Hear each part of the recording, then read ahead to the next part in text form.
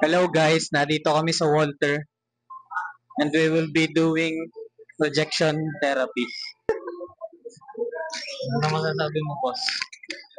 Okay lang po, nakakahiya po. Pero kailangan po natin gawin. Ikaw naman rin, ikaw. Ano pong masasabi mo daw, boss? Hindi ka din yan. Ay, sa'yo. Nakakahiya. It's okay.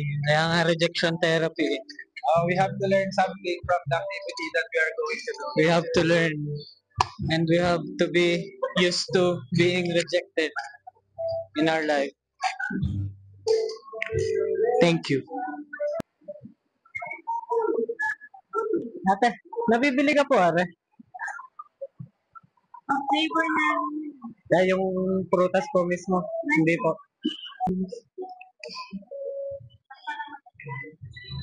Boss, baka makakahingi ng 38 pesos. Kulang lang.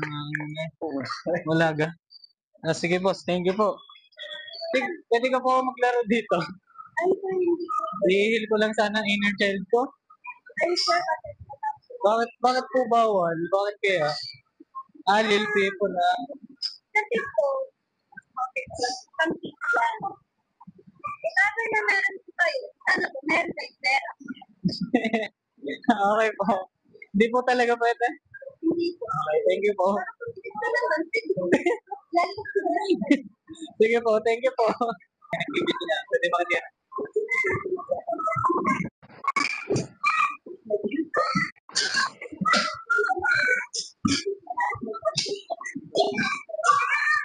Pa, salamat.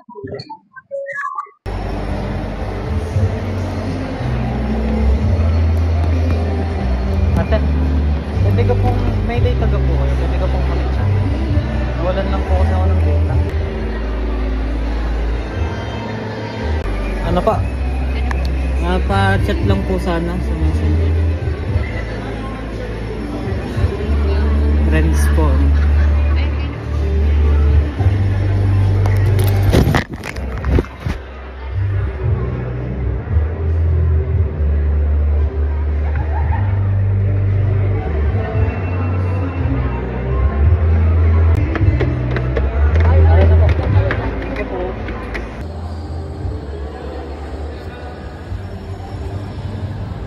Kuya, hindi ka pong makahingi ng barya. Naubos lang po pamasahe. Hindi po ako makauwi. Kahit po mga 10 pesos lang, okay na po.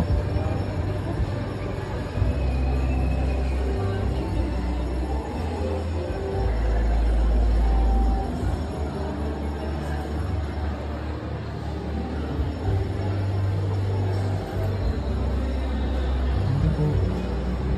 Hello guys, nandito kami sa Walter pa rin. Kakatapos ko lang mag-rejection therapy. Sama ka mga tropa. Say hi to my vlog. One thing na na-realize ko sa rejection therapy ay kahit may mga nagagawa tayong isang bagay na nakakahiya, it doesn't define our self-worth. So ayun, pauwi na kami. Bye-bye.